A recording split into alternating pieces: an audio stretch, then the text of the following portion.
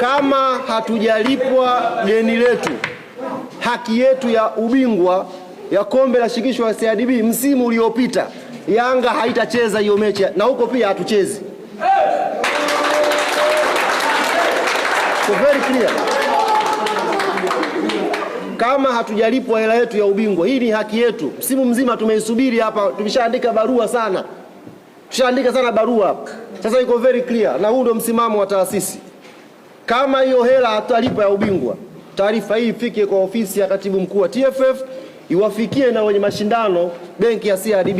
Yanga hawatakuja Zanzibar kucheza hiyo mechi mpaka hela imeingia kwenye akaunti. Zaidi ya hapo hakuna maelezo mengine.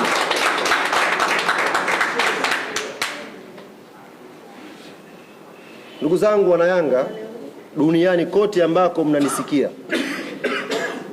aminini msimamo huu wa viongozi wenu ni msimamo ulionyooka, msimamo usioyumba, na hayuko mwanadamu wa kutuyumbisha kwa hapa tulipofika. Tutasimamia haki yetu kwa maslahi mapana ya klabu yetu na maslahi mapana ya mchezo wa mpira wa miguu Tanzania. Haki yetu itapatikana, na wa kuisimamia ni sisi wanayanga wenyewe.